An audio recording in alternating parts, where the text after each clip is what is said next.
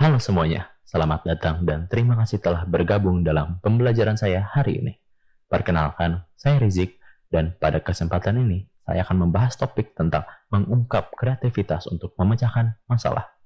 Hari ini kita akan menjelajahi bagaimana kita dapat mengaktifkan potensi kreativitas kita dengan memanfaatkan kekuatan generative design, scenario mapping, dan idea prioritization. Mari kita mulai dengan generative design. Generative design adalah pendekatan desain yang menggunakan algoritma dan komputasi untuk menghasilkan dan mengevaluasi berbagai kemungkinan desain. Dalam generative design, algoritma digunakan untuk menghasilkan sejumlah desain alternatif yang memenuhi kriteria dan batasan yang telah ditentukan sebelumnya. Generative design didasarkan pada konsep bahwa dengan memberikan parameter dan kriteria desain tertentu, komputer dapat menghasilkan berbagai opsi desain yang mungkin tidak akan terpikirkan secara manual. Ini memungkinkan eksplorasi desain yang lebih luas dan dapat mempercepat proses kreatif. Generative design juga dapat diterapkan dalam beberapa bidang seperti desain produk dan manufacture. Dalam hal ini, generative design dapat membantu merancang produk dengan mempertimbangkan berbagai faktor, seperti kekuatan struktural, efisiensi produksi, dan keterbatasan material. Secara keseluruhan, generative design memungkinkan para desainer untuk mengeksplorasi lebih banyak kemungkinan desain, mengoptimalkan kinerja dan efisiensi, dan juga menghasilkan solusi kreatif yang mungkin tidak akan terpikirkan secara konvensional. Ada beberapa jenis generative design yang umum digunakan dalam praktik desain. Berikut ini adalah beberapa jenis generative design yang populer. Yang pertama adalah parametric design. Parametric design menggunakan parameter dan aturan matematika untuk menghasilkan variasi desain yang berbeda. Dalam pendekatan ini, perubahan pada parameter dapat mempengaruhi bentuk dan karakteristik desain. Contohnya adalah menggunakan parameter seperti ukuran, skala, sudut, atau proporsi untuk menghasilkan variasi desain yang berbeda secara otomatis.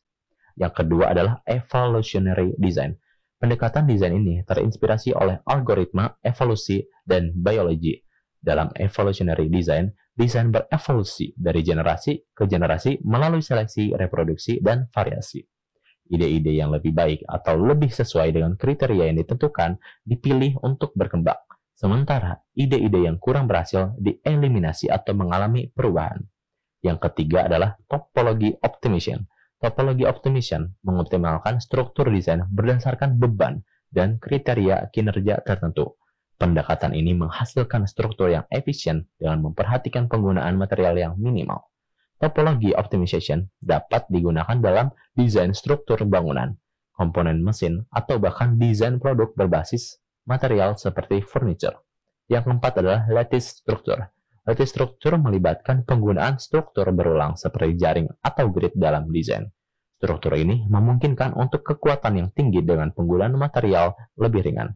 Lattice structure sering digunakan dalam desain 3D printing, desain produk, dan juga desain arsitektur. Yang kelima ada algorithmic design.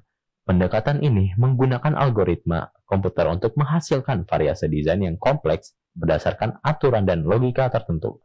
Dengan menggunakan algoritma, desainer dapat menghasilkan desain yang rumit, organik, dan berdasarkan pola-pola matematis yang kompleks. Yang keenam, simulation driven design. Pendekatan ini mengintegrasikan simulasi fisik atau numerik dengan proses desain.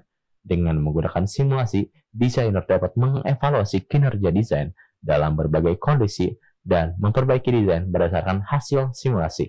Hal ini memungkinkan pengembangan desain yang lebih optimal dan tahap terhadap tekanan atau beban yang mungkin terjadi. Setiap jenis generative design memiliki pendekatan dan prinsip yang berbeda, tetapi tujuannya adalah untuk memungkinkan eksplorasi dan penghasilan desain yang inovatif, efisien, dan sesuai dengan kriteria yang ditentukan. Sekarang, mari kita beralih ke skenario mapping. Ini adalah alat yang sangat berguna untuk membantu kita memahami sistem kompleks dan mengeksplorasi berbagai kemungkinan masa depan.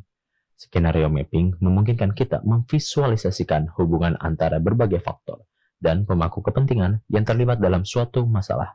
Dengan membuat skenario terperinci, kita dapat menemukan wawasan, mengidentifikasi risiko dan peluang potensial, serta membuat keputusan yang lebih terinformasi. Dan juga skenario mapping membantu kita berpikir secara holistik hingga mempertimbangkan berbagai perspektif. Skenario mapping mengikuti proses yang terstruktur. Ini melibatkan identifikasi pemangku kepentingan utama, mengidentifikasi skenario, memetakan hubungan, dan menganalisis hasil potensial. Pendekatan ini melibatkan kolaborasi yang mendorong adanya beragam perspektif dan memperkuat kecerdasan kolektif. Kekuatan skenario mapping terletak pada kemampuannya untuk membantu kita meramalkan tentang masa depan dan merumuskan strategi untuk menghadapinya dengan efektif. Dengan memetakan skenario yang berbeda, kita dapat membuat keputusan yang lebih baik dan beradaptasi dengan perubahan keadaan. Berikut ini adalah beberapa jenis skenario mapping yang umum digunakan. Yang pertama adalah trend analysis. Trend analysis menganalisis tren saat ini dan juga memproyeksikan perkembangannya di masa depan. Yang kedua adalah worst case scenario, mengeksplorasi skenario terburuk atau paling tidak diinginkan. Yang ketiga adalah best case scenario, mengeksplorasi skenario terbaik atau paling diinginkan. Yang keempat adalah multidimensional skenario, mempertimbangkan berbagai faktor yang mempengaruhi sistem. Yang kelima adalah counterfactual skenario, mengeksplorasi kemungkinan hasil yang berbeda jika peristiwa masa lalu berjalan dengan cara yang berbeda. Yang keenam adalah exploratory skenario, itu adalah mengeksplorasi berbagai kemungkinan tanpa batasan yang ketat. Pemilihan jenis skenario mapping yang tepat tergantung pada tujuan dan juga konteks analisis. Sekarang, setelah kita telah menjelajahi generative design dan skenario mapping, mari kita beralih ke idea prioritization. Menghasilkan ide adalah penting, tetapi mengetahui ide mana yang harus difokuskan adalah krusial. Idea prioritization membantu kita mengalokasikan sumber daya dan usaha dengan efektif. Terdapat beberapa metode yang dapat digunakan dalam idea prioritization, seperti weighted scoring, matriks dampak upaya, atau multi-voting. Weighted scoring. Metode ini melibatkan memberikan bobot atau skor pada setiap ide berdasarkan kriteria tertentu, seperti kelayakan, dampak potensial, atau tingkat kesesuaian dengan tujuan proyek. Setiap ide kemudian dinilai berdasarkan bobot yang telah ditetapkan, dan ide dengan skor tertinggi akan diprioritaskan. Yang kedua ada matriks dampak upaya. Metode ini melibatkan pembuatan matriks yang membandingkan dampak atau manfaat potensial dari suatu ide dengan usaha yang diperlukan untuk mewujudkannya. Ide-ide yang memiliki dampak tinggi dengan usaha yang relatif rendah akan diprioritaskan, sedangkan ide-ide dengan dampak rendah dan usaha tinggi mungkin harus ditinjau kembali. Yang ketiga ada multi-voting. Metode ini melibatkan anggota tim atau pemangku kepentingan dalam memberikan suara pada ide-ide yang dihasilkan.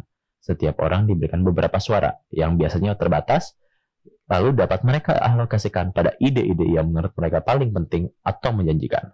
Ide-ide dengan jumlah suara terbanyak akan diprioritaskan. Dengan menggunakan metode-metode tersebut, tim atau kelompok dapat memilih dan memprioritaskan ide-ide yang memiliki potensi tertinggi untuk diimplementasikan atau dikembangkan lebih lanjut, sehingga sumber daya dan usaha dapat dialokasikan dengan efektif.